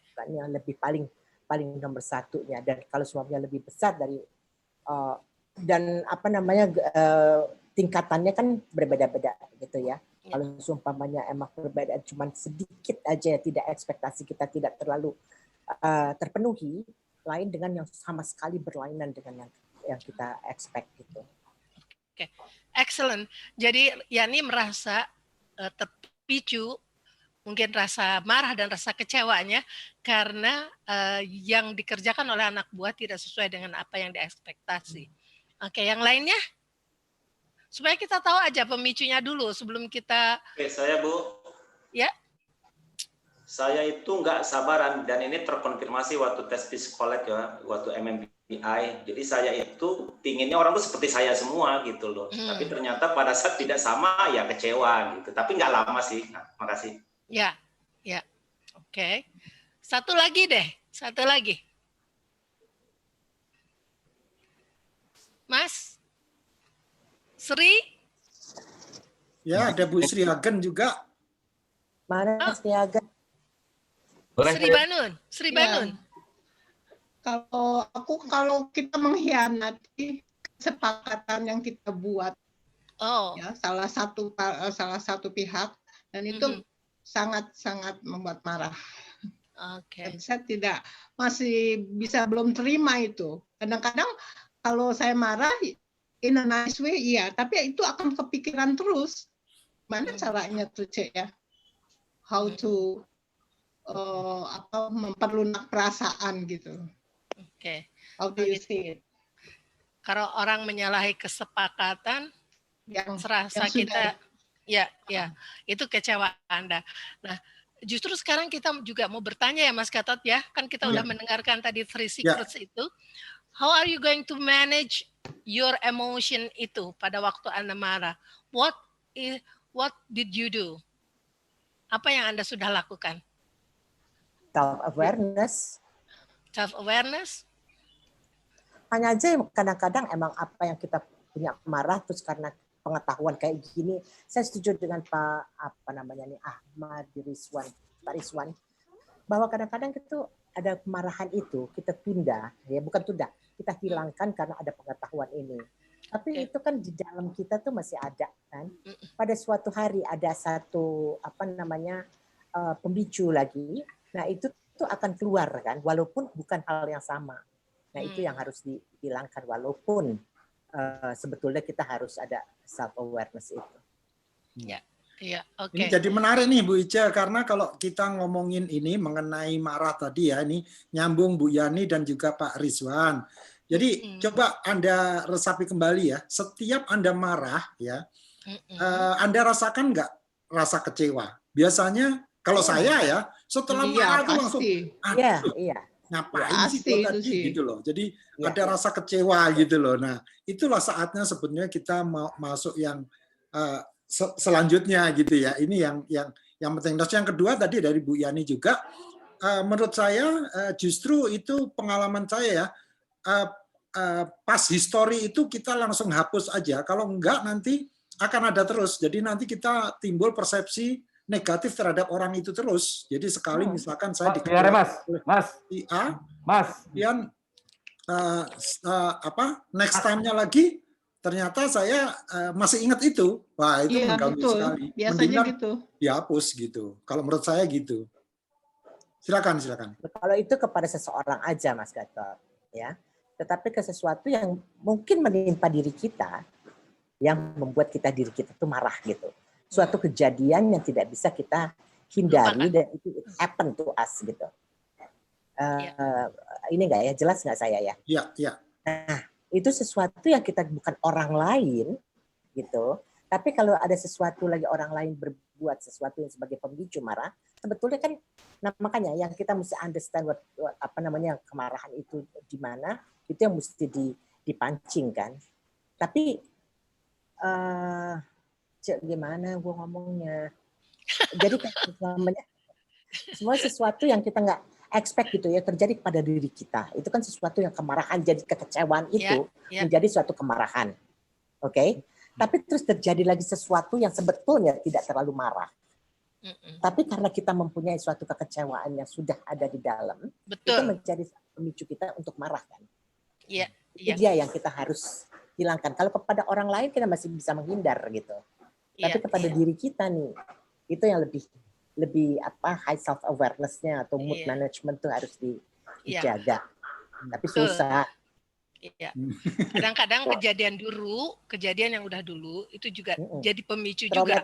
Traumatic things. Ya. Pada waktu seseorang melakukan sesuatu hal ke kita malah ingat perasaan kita atau experience kita dulu. Itu terhadap seseorang. Jadi kita sebetulnya itu juga pemicu. Nah, Anda harus kenali itu aja. Kalau marah, Mas Gatot gimana? Mukanya jadi merah atau gimana tuh? Atau panas? Kita harus mengenali loh, kapan kita marah itu apa yang dirasakan. Kalau ini kok jongkok. Kalau ini saya salut nih sama Bu Yani nih, bawa ballpoint kayaknya omongan kita dicatat nih sama beliau nih. Yani. Luar biasa nih. Ini saya mau share aja. Yani, it is a very good ya. Sebenarnya you actually have you already know sometimes ya. Nah, yang namanya high self awareness kan penting gitu. Kita udah tahu kadang-kadang, tapi kan controlling that it's not easy gitu. Makanya kenapa di dalam EQ itu selalu kan tadi Mas Gatot juga bilang, habis kita marah biasanya kita menyesal. Why we do that? Why do we actually regret what we have done? bukan karena kita, justru setelah kita pikir kembali, yang you reflect back, aduh kenapa gue mesti meledak begitu sih? Satu, itu bisa aja ada informasi baru yang ternyata you actually made a wrong assumptions atau a wrong judgment terhadap orang. Biasanya terjadi penyesalan karena itu. Kedua, kenapa sih saya mesti meledak seperti itu? Akhirnya it actually ruin my relationship with the person. Karena dia udah feel hurt, and then you also feel hurt. Makanya kenapa pentingnya EQ itu, karena you actually will be able to avoid those things. Jadi waktu high self-awareness, mengetahui your hot button, and then you actually control it. Jadi nggak meledak dia. Nah, itu yang bikin kita ini. Nah, kalau tadi kan tadi yang kedua tadi ditanyakan mengenai about you when you are angry to yourself and you are disappointed gitu. Nah, hal yang kita mesti juga lakukan adalah yang tadi saya bilang, self management. Self management itu bisa dilakukan dengan setelah kita bisa kontrol, kita juga mesti bisa memilah bahwa okay, there are things that I have to forgive and forget. Karena kalau kita tetap carried away with that kind of emotions, you are not actually letting it go, because it is still stuck within yourself gitu. And that is not healthy. It's not healthy to you karena you are not displaying it atau you are not addressing that, but you keep it inside. Ini ada kaitannya dengan tadi Pak, siapa tadi minta maaf saya nggak baca namanya Pak, yang tadi Bapak tanya mengenai budaya ya Pak ya. Saya tuh hanya mau mengingatkan begini. Pak siapa Pak? Maaf Pak. Gugus. Pak Gugus. Pak itu bagus sekali Pak mengenai budaya. Memang tugas kita sebagai leader atau sebagai orang siapa aja, kita mesti mengenal orang. Jadi not only you understand about yourself, you also understand about others. Cuman kan sering kita tuh membuat yang namanya suatu kebiasaan atau suatu hal-hal tertentu yang berulang-ulang dibuat, itu sebagai suatu budaya. Betul, orang Jawa tuh lebih indirect sifatnya. Kalau dia tidak mengekspresikan. Tapi itu sebenarnya kembali ke individu masing-masing. Ada juga orang Batak yang introvert dan juga peka. Akhirnya dia juga nggak mau mengekspresikan kemarahan. Nah, buat kita leader atau sebagai orang yang akan berinteraksi dan berkomunikasi baik, kita yang harus peka untuk menggali lebih dalam. Supaya orang itu terbuka untuk menyampaikan apa yang di dalam benak pikirannya. Karena tidak mengekspresikan suatu kemarahan atau suatu disappointment, it is also not healthy. Karena itu tidak diadres, itu akan meledak di satu point in time, yang orang bilang apakah itu orang Jawa atau apa, tapi kalau kita bisa terbuka, jadi kalau misalnya kita tahu, oh ini orang nih, orangnya pasti dia nggak akan nyebutin. Saya sama Gatot sama Ica aja nih, kita sering nih bertiga, kalau kita udah tahu gitu, kita akan bersyukur dan terima kasih kalau itu Mas Gatot sampai langsung mengekspresikan beberapa disappointment-nya. Karena buat kita tuh artinya, we make him to be himself. Kan artinya tugas kita adalah membuat dia bisa mengekspresikan itu sehingga kita bisa mengerti. Kalau kita tidak memahami, kita punya komunikasi juga nggak berjalan baik. Saya nggak ada waktu kesempatan untuk minta maaf dengan kata-kata yang saya pernah buat atau perbuatan yang saya pernah buat karena dia tidak pernah mengekspresikan. Makanya buat saya budaya itu menjadi excuse kalau masalah mengenai tidak menyampaikan apa yang di benak dan di hati pikiran kita. Tugas dari leader, kita kalau yang namanya humble leader atau yang namanya leader yang mau mendengarkan adalah membuat orang merasa nyaman untuk menyampaikan apapun yang ada di dalam benak pikirannya. Karena kalau dia tidak sampaikan, how do we know that we made a mistake? Itulah memang leader itu memang tugasnya jadi lebih berat karena dia yang harus lebih mengalah dan harus lebih menggali. Gitu. Jadi saya nggak mau pakai budaya yang tidak menyampaikan itu menjadi sesuatu yang biasa in any organization. Tapi ini dibawa biasanya, dibawa terus bahwa itu adalah budaya yang ada di sini. Tapi that budaya lebih budaya feodal. The boss is always right. Jadi nothing that they can do wrong. Padahal dia juga manusia. Tugasnya bosnya itu adalah membuka diri, menjadi humble supaya orang nyaman. Jadi siapapun nyaman, nggak berasa bahwa, aduh, ini saya dikasih tahu gini, sampai orang mesti garuk-garuk kepala, nanti bolong kepala digaruk-garuk terus sampai dalam, nggak ada yang nggak pernah disampaikan. Nanti akhirnya tiba-tiba berhenti orangnya, baru kita menyesal semuanya. Jadi those are the things yang menurut saya itulah pentingnya yang tadi EQ. Karena kita mengenal diri kita, kita juga mengenal orang lain. Jadi jangan kita pakai stereotyping bahwa, oh budaya kita mesti begini, sehingga kita tidak menyampaikan. Jangan Pak. Anywhere waktu itu kita mesti sampaikan. Itu aja tambahan dari saya. Oke, makasih. Keren banget nih Bu, Thank you. Pak Niko nih, sekaligus buka Bagus kartu banget. ya di antara kita bertiga, saya yang pemarah tuh. Oke, ini kayaknya Bu Eni mau bertanya atau berdiskusi. Mungkin satu lagi ya, karena waktunya udah hampir 1 jam. Silakan Bu. Kurang loh sejam tuh. Kurang ya? Kurang. Terserah nanti kalau mau diperpanjang. Silakan Bu Eni, kalau mau ada yang didiskusikan, ditanyakan. Baik, terima kasih banyak Pak Gatot, Ibu Ida, dan Pak Niko. Suaranya kurang kenceng dikit, Bu. Kurang kenceng ya Pak, belum makan kali ya. Iya Bapak, terima kasih Pak Gatot, Bu Ica, Pak Niko, dan Bapak Ibu semuanya. Ini memang luar biasa, hari ini menarik banget Bapak. Jadi memang expression emotion ya Pak ya, yang tadi marah, sedih, senang, takut itu memang manusiawi banget gitu. Nah, kalau oh ya Bapak, sebelumnya ini saya terima kasih dulu Bapak, teman-teman BPS banyak yang hadir nih Pak. Ada Pak Nurul Hasanuddin, Alhamdulillah. satu leader juga di BPS. Kemudian ada Bu Ria, ada Pak Rizwan ya, Pak Rizwan, terus ada Mbak Umi itu dari BPS Kendal Pak. Kemudian ada banyak Mas Junat NTB, banyak Pak ini UGT, dia itu arahnya teman-teman Pak dari DKI. Hadir Pak. Ya baik Bapak, yang terkait emotional expression tadi, saya setuju juga dengan Pak Niko bahwa kadang-kadang budaya memang apa ya, boleh mempengaruhi tapi jangan menjadi excuse gitu kan, kata Pak Niko tadi ya. Nah memang kebetulan saya juga tipenya tipe orang Jawa, orang Solo. Jadi kalau saya tuh Pak, kalau udah marah tuh memang bawaannya diem gitu. Diem terus nanti ujung-ujungnya karena perempuan ya Bu Ica, bawaannya nangis, padahal sebenarnya marah, sebenarnya tapi nangis gitu. Karena nggak bisa. Bu Ica nggak pernah nangis, Bu. Bu Ica tuh tahan banteng, Bu. Nggak punya air mata.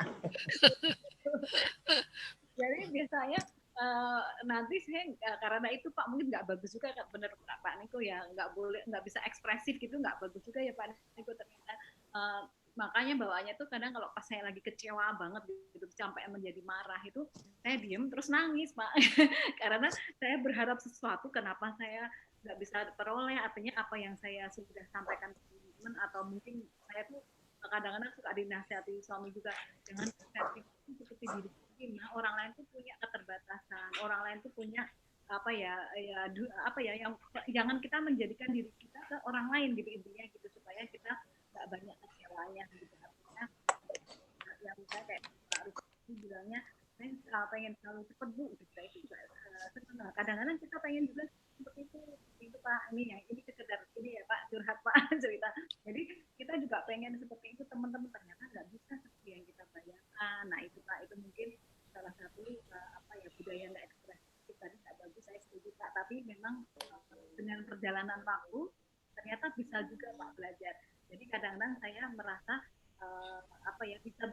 bisa sedikit beradaptasi Bu untuk bisa emang ekspresikan marah, tapi dengan versi yang masih nggak bisa terlalu ekspresif gitu. Tapi paling juga mengatakan dengan beberapa kalimat saja. Mungkin seperti itu Pak. Yang kedua tadi ini juga ya yang Bapak sampaikan, jeda tadi juga jeda versi kita mungkin beragam juga ya Bapak.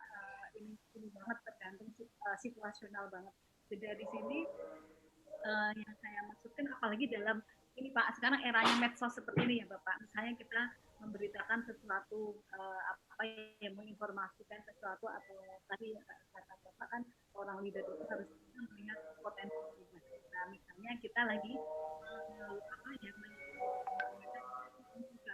untuk melakukan perubahan. Nah, ternyata di situ nanti komennya banyak. Saya di medsos ini mohon saran juga Pak Niko dan Pak Gatot. Komennya banyak, ada hal-hal yang membuat kita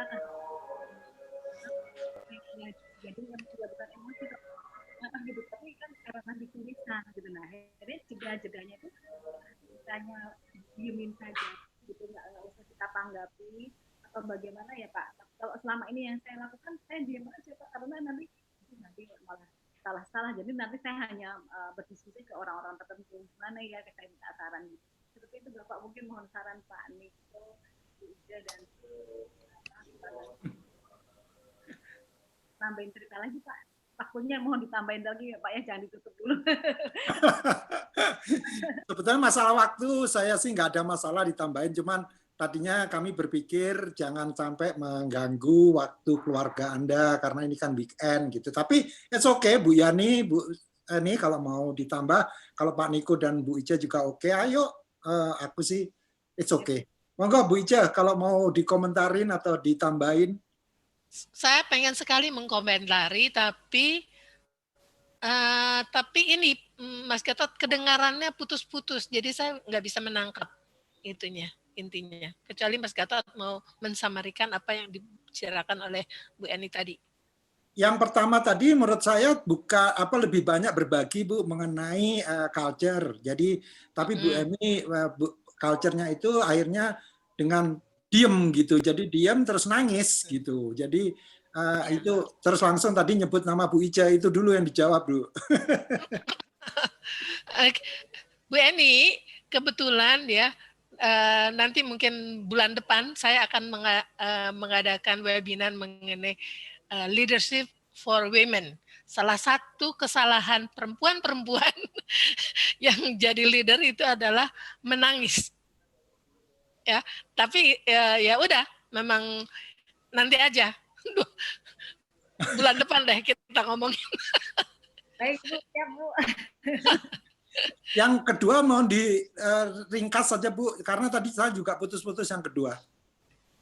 Baik Bapak, tadi saya ini Pak menyampaikan kalau ini kan sering kita menyampaikan suatu ajakan untuk perubahan. Tadi kata Bapak kan seorang leader itu bisa melihat potensi untuk melakukan perubahan. Nah, salah satunya kalau kita menyampaikan ajakan itu melalui medsos, Pak, artinya melalui WA atau melalui apa gitu ya Pak, yang community di dalam misalnya WA group gitu ya Pak.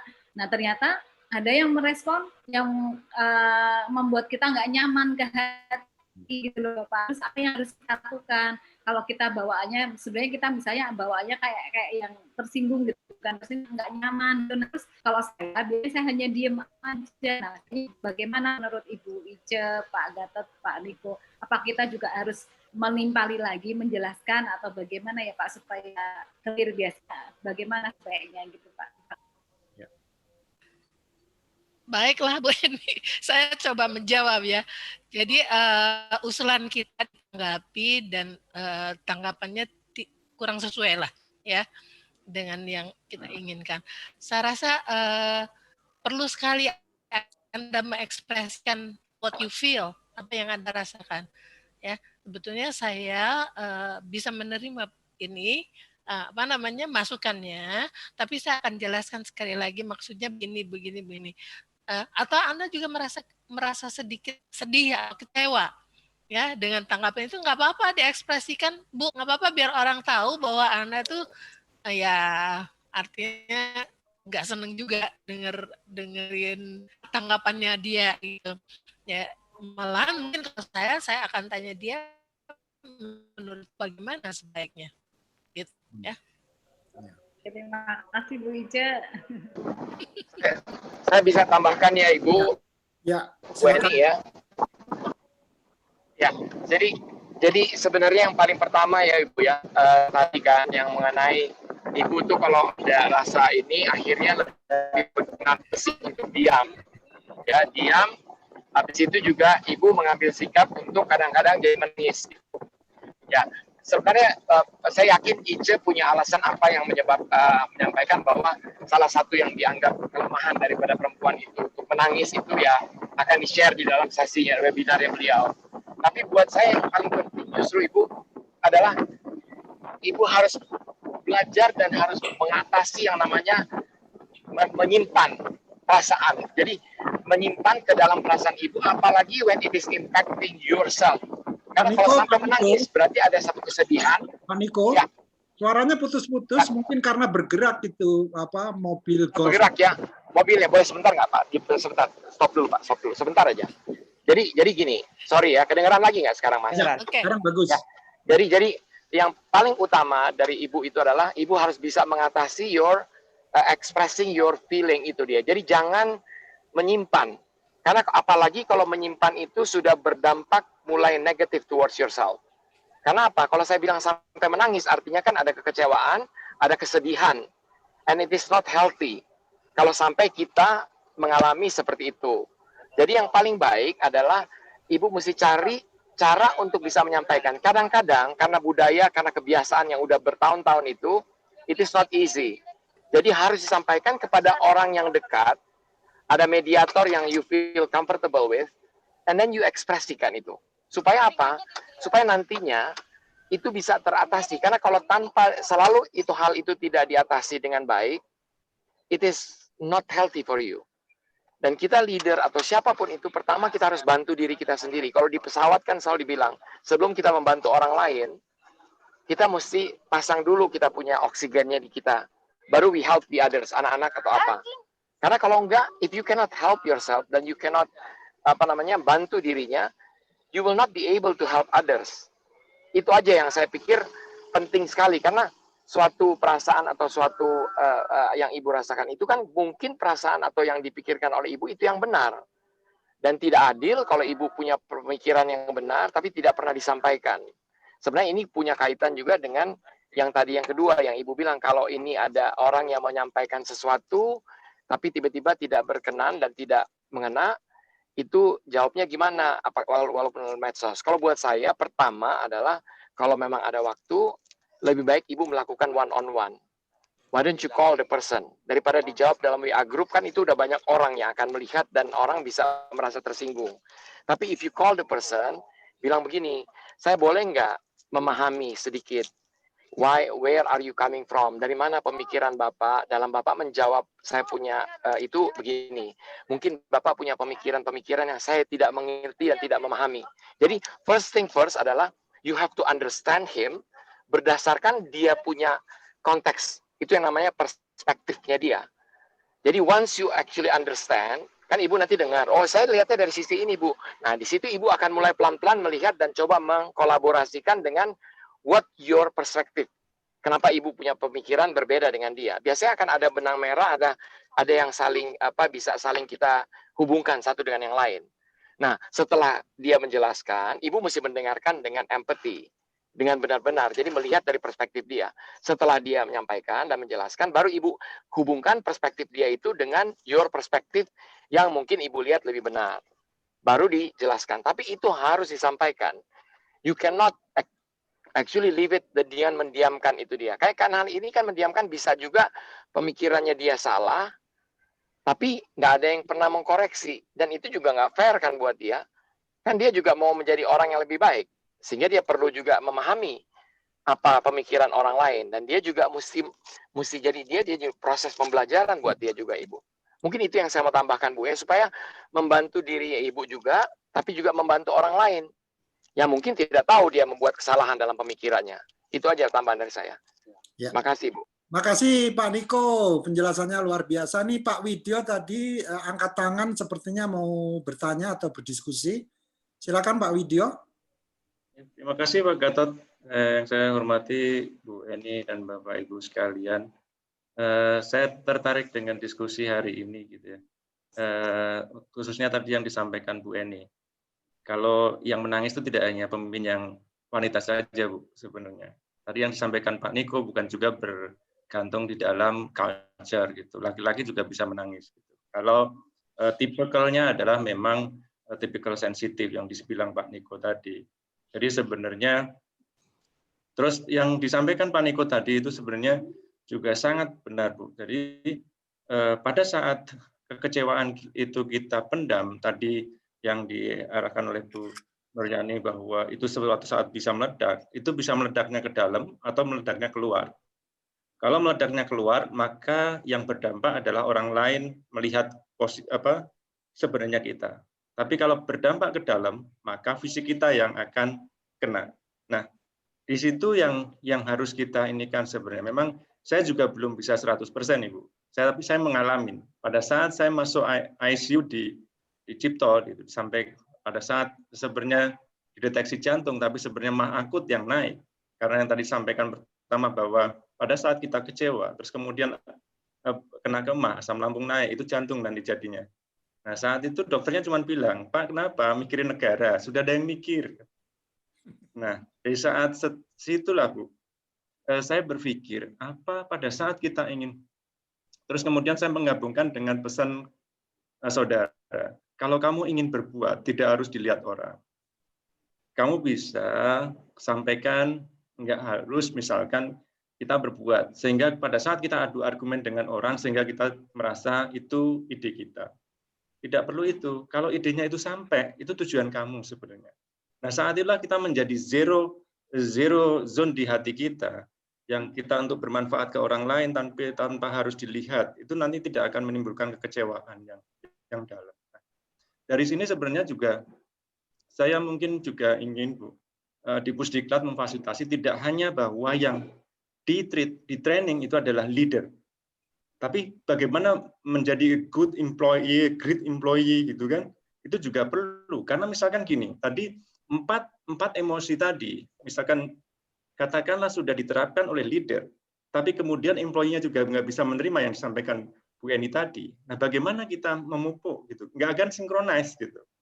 Malah jadi artinya gini, kalau kita marah, kita disebut pemarah. Tapi kalau kita mendiamkan, kita memberikan argumentasi, misalkan dia tetap menjawab. Nah, ini nanti nggak akan ini. Nah, 4 emosi tadi, kalau saya tadi bisa sampaikan dari Pak Niko adalah tidak harus dihilangkan keempat-empatnya, tapi harus disimponikan. Marah dalam kriteria tertentu, kemudian kita turunkan menjadi tadi Pak Rizwan misalkan langsung ke senang. Nah, itu kan menjadi simponi yang indah sebenarnya. Tapi kalau kita senang terus, ya enggak juga tadi disampaikan Pak Gatot bahwa mau seorang lain kesusahan kita senang. Nah, itu simponi itu yang harusnya kita.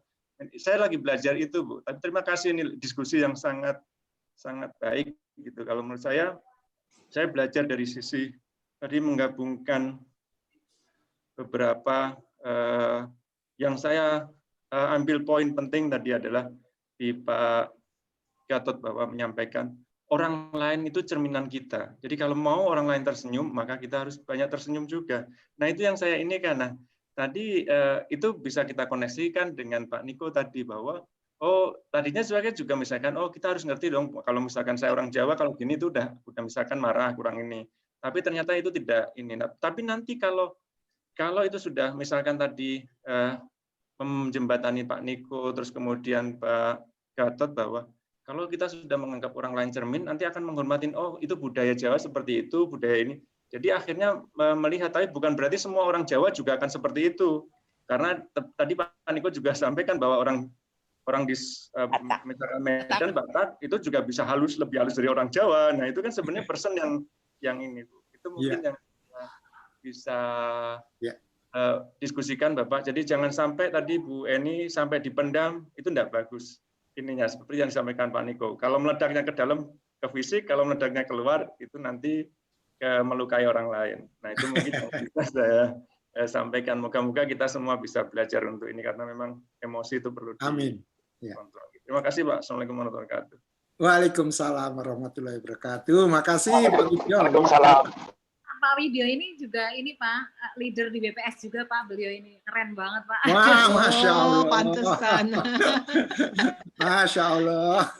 Luar biasa nih BPS ya. Kelihatan. Aduh, kelihatan nih. Bijak. Tadi Pak Niko mau apa atau Bu Ice tadi ya? Atau ada yang lain mau menambahkan? Pak Nurul Pak, mungkin Pak. Pak Nurul, monggo Pak. Ini kan sengaja katanya waktunya jangan 1 jam. Oke, ayo. Monggo Pak Nurul atau Bu Ice atau siapa? Baik Pak Gatot, izin. Assalamualaikum warahmatullahi wabarakatuh. Salam. Waalaikumsalam. Tentunya weekend hari ini jadi lebih bergizi ya dengan pertemuan kita hari ini. Setelah tadi wisuda di Politeknik SIS gabung dengan pertemuan ini rasanya lebih mantap ini. Jadi ini menjadi satu muara yang memang menyegarkan ya, merefresh. Tentu saya hanya ingin menyampaikan satu hal mungkin siapa kan Bu Ica atau Bu Yani yang menyampaikan gitu ya tentang apa sih sebetulnya sebab yang bisa menyebabkan kita marah gitu ya, mengidentifikasi. Memang kalau saya punya satu Bu sebetulnya, artinya terkait dengan value. Jadi ada satu value yang dilanggar atau ada value yang tidak diikuti oleh lingkungan, itu seringkali membuat emosi saya itu tumbuh gitu. Apakah itu dari sisi value yang sifatnya religius ataupun dalam environment profesionalitas gitu. Apakah itu terkait dengan integritas atau ada misalnya singgungan gratifikasi atau apa, tiba-tiba saya jadi sangat emosional gitu. Kenapa kalian melanggar ini? Ya, jadi ada alasan itu. Nah, value itulah yang sering kali ini. Tapi justru saya memaklumi hal-hal yang lain gitu. Hal-hal lain seringkali saya maklumi gitu. Kalau misalnya di rumah juga, kalau value misalnya anak-anak ini terkait dengan terlambat sholat gitu ya, terlambat mengaji, itu marah juga gitu. Tapi kalau yang lain maklum. Jadi tumbuh rasa maklumnya tuh ada. Tapi kalau value udah dilanggar, seringkali marahnya tuh ini banget gitu. Nah ini juga perlu mungkin nasihat nih dari Pak Gatot, Pak Niko, atau Bu Yani, atau Bu Ica nih. Rasanya terkait dengan bagaimana manage itu. Kadang sering sekali juga ini menjadi satu ruang, tadi betul tadi ada rangkaian ya, ketika kita marah, ada kekecewaan, ketika merenung akhirnya menyesal gitu ya. Penyesalan gitu, kenapa melakukan kemarahan ya gitu. Tapi ketika ada simpul yang membuat kita itu tumbuh ya, terpancing gitu, akhirnya secara spontan tanpa kita sadari itu. Makanya saya sangat terima kasih nih ke Pak Gatot ya. Saya sedang merenungi terkait tadi ya, teori jeda tadi ya. Jeda. Tapi memang 6 detik tadi ya Pak Gatot ya. 6 detik. Luar biasa. Mungkin itu mungkin. Kalau mengenai values, Bu Ica tuh jagonya karena beliau ini coachnya Living Values. Mungkin Bu Ica kalau saya senang sekali kalau Bu Ica menjelaskan values nih. Kalau mau berbagi sebentar aja Bu Ica. Aduh Mas Gatot ini, Mas Gatot juga bisa kok menjawabnya. Benar. Sebentar. Saya bisa mengerti kalau Anda merasa hot button-nya itu kepencet ya Pak. Jadi memicu kemarahan Anda, terutama di dalam hal-hal yang menurut Anda is your core values. Ya, nilai-nilai yang Anda anut. Ya, umpamanya kan tadi mengenai kepatuhan terhadap apa yang diperintahkan oleh agama Anda ya. Betul kan Pak? Ya. Dan itu semua itu juga memang kita mempunyai persepsi Pak itu. Mas Gatot, kita untung ya minggu lalu kita ngomongin persepsi dan ini ada hubungannya juga. Jadi persepsi Anda tentang value itu mempengaruhi Anda juga bertindak. Nah, memang sebaiknya yang tadi jeda itu kan Anda bisa aja memberitahu kepada anak-anak atau yang di rumah, saya tadi melihat sholat Anda telat atau apa gitu, secara firm Anda lakukan, ini adalah tugas yang nggak boleh ditunda-tunda, ini harus dilakukan, daripada Anda langsung marah gitu. Makanya di dalam IQ ini diajarkan bagaimana kita mengetahui emosi kita. Ya. Terutama we understand emosi kita itu gimana. Apa yang Anda rasakan. Terus kalau Anda merasa memang ini tidak sesuai dengan value saya, tapi gimana saya menyampaikannya dengan baik, itu jedanya itu di situ Pak. Akibatnya apa kalau saya langsung marah? I will regret. Ya udah, saya rubah approach saya kepada orang itu, bagaimana menjelaskannya. Begitu saya rasa. Iya. Makasih Bu Ica, ini cocok banget ngomongin values nih. Ini saya lihat Bu Ria juga sepertinya ingin berdiskusi atau silakan, saya baca dari raut wajahnya aja.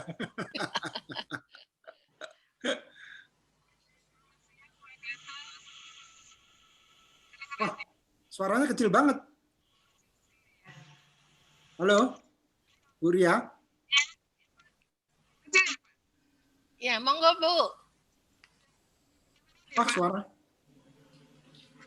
Suaranya kedengeran, Pak? Dengar. Oke, maaf.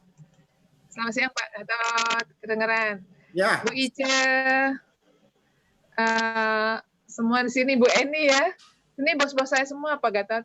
Bu Oh, Eni, Pak Nurul, itu semua bos-bos saya. saya pikir Gitu. temannya Bu Ica tadi. Saya tertawa karena saya menertawakan diri saya sendiri, Pak, sebetulnya.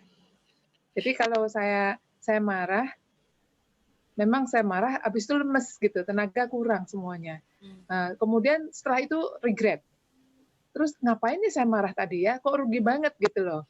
Nah, jadi itu yang saya coba gitu. Misalnya mobil saya kecium mobil orang lain, biasanya langsung marah ya. Padahal kan tidak harus marah gitu. Akhirnya saya pernah sekali 2 kali mencoba, memang berat sekali gitu. Di mobil, dicium mobil lain, kemudian kita tertawa. Lain kali hati-hati ya gitu. Hati astaga ini ya, sama baru lihat banyak semua gitu ya. Nah, atau oleh bos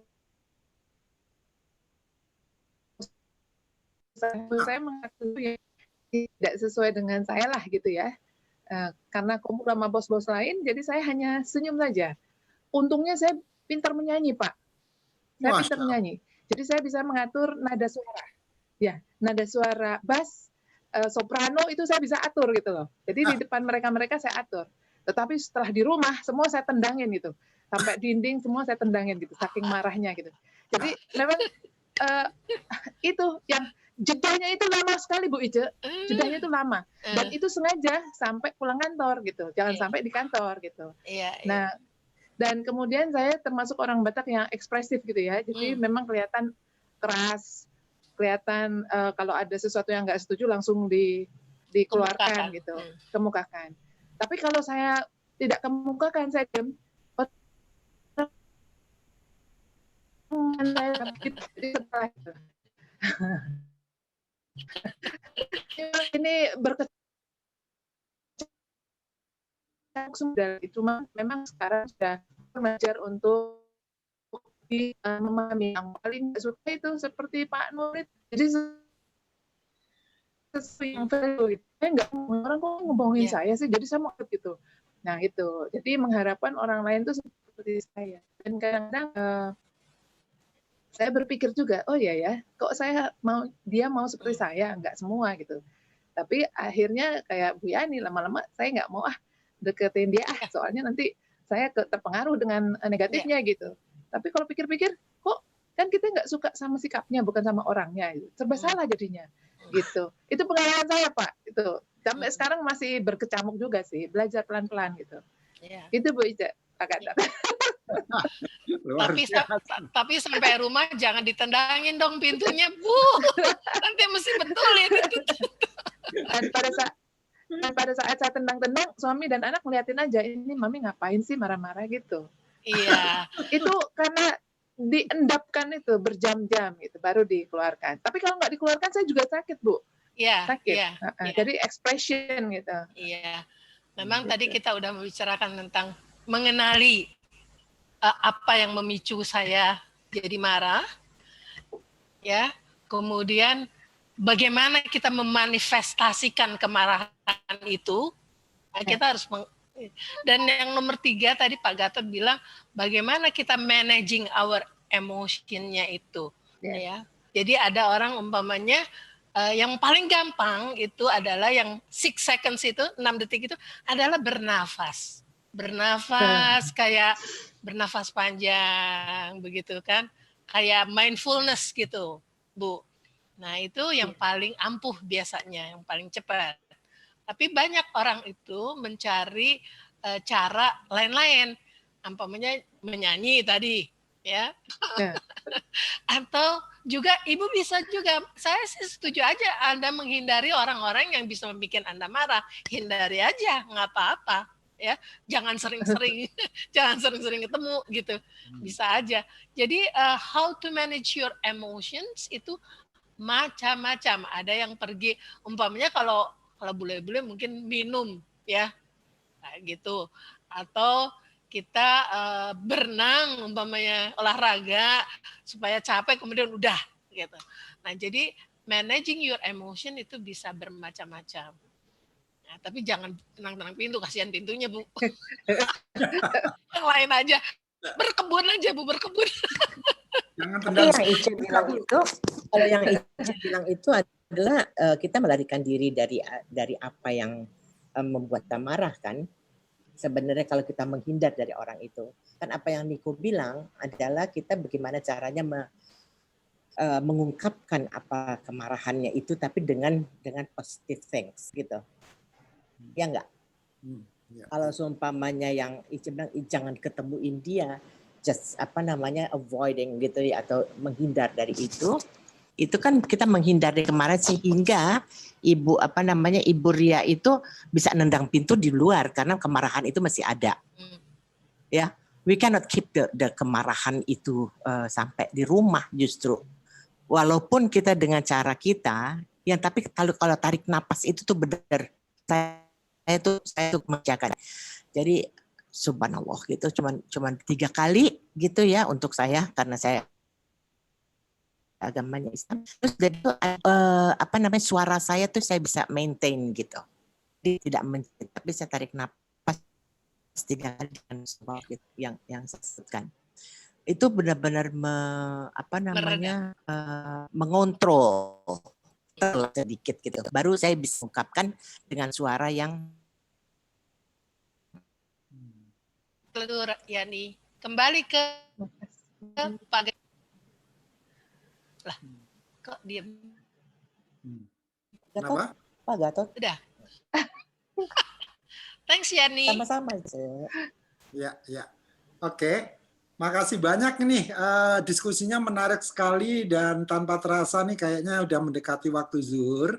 Jadi maksud saya ini ternyata 1 jam nggak cukup ya. Jadi mungkin selanjutnya kita buat aja 1,5 jam gitu Bu Ice ya. Ya jadi tapi harus dipikirkan nanti.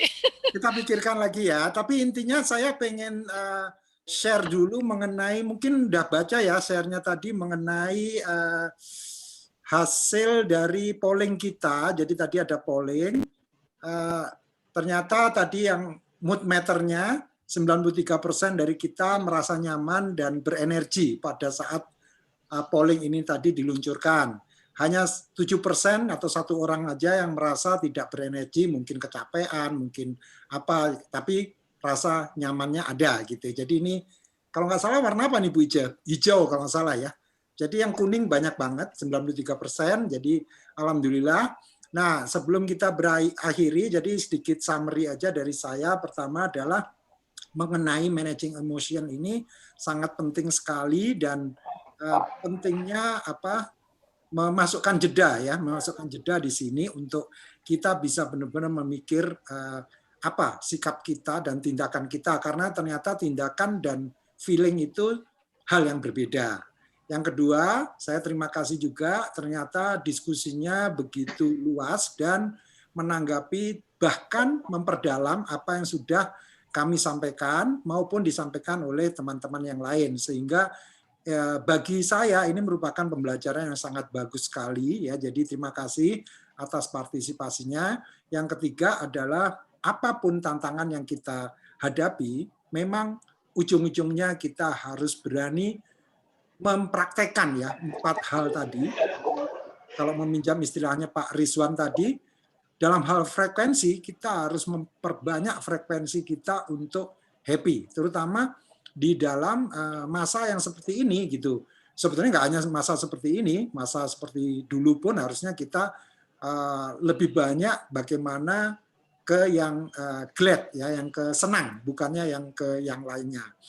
Nah, tambahan aja nih, saya senang semangatnya Bu Yani ini dari tadi mencatat terus, luar biasa. Bukan berarti teman-teman yang nggak mencatat itu tidak bagus, gitu ya. Tapi saya mencontoh, saya juga termasuk yang suka mencatat ini buku saya. Jadi saya selalu bawa buku, jadi walaupun ada rekamannya, tetap bagi saya catatan luar biasa. Ini sekedar summary dari saya, dan silakan kalau Bu Ica atau Pak Niko mau menambahkan concluding remark-nya sebelum kita akhiri. Concluding remark-nya, EQ is about knowing yourself, your emotion, and emotion others, dan itu menjadi suatu tool untuk kita mengambil behavior mengenai perilaku kita. Itu aja. Pak Niko? I could not agree more with Ibu Ica. So just reinforcing that. Oke. Terima kasih banget kepada semuanya loh. Terima kasih. Terima kasih semua. Terima kasih. Mudah-mudahan kita berjumpa lagi ya. Niko. Ya, assalamualaikum warahmatullahi wabarakatuh. Waalaikumsalam. Terima kasih. Terima kasih Bu. Terima kasih. Pak Gatot, Pak Niko, Bu Yani, dan Bapak Ibu semuanya. Terima kasih banyak. Ya. Sampai ketemu minggu depan. Ya, sampai ketemu. Ya, insya Allah kita posting lagi nanti. Oke, thank you. Assalamualaikum Mbak, izin dulu. Ije, Pak Niko masih bisa stay? Masih. Saya ini nggak bisa karena saya ini udah dari tadi berhenti maju nih, marahin sama orang-orang nih, sama Rachel sama Triagen ada toh. Ya kalau nggak sambil jalan nggak apa-apa. Oke, saya dengerin aja ya, nggak bisa ngomong ya. Iya. Oke.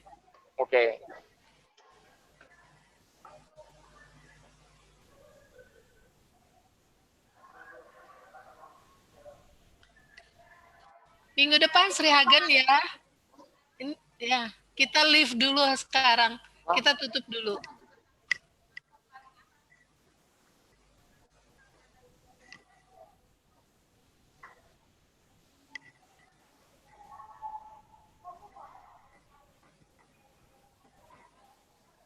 Ya, udah. Mas Gatot, gimana Mas Gatot?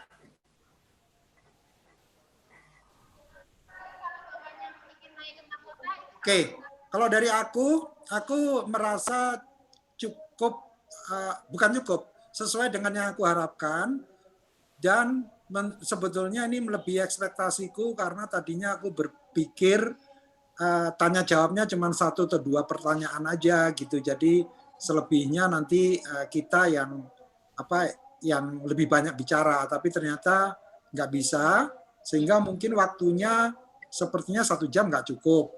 Atau tetap 1 jam tapi pembukaannya dari kita cuma 10 menit aja gitu. Mungkin seperti itu dari aku.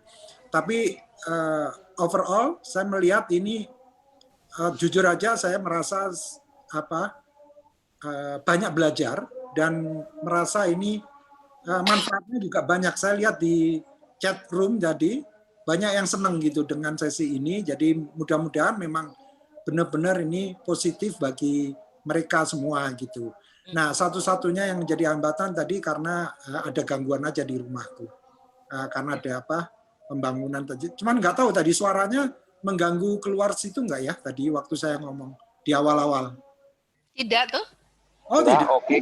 Oke. Itu dari saya. Monggo silakan kalau mau dikomentarin. Ya, sebetulnya ya saya juga surprise bahwa tanggapannya begitu bagus. Cuman memang saya merasa bahwa EQ ini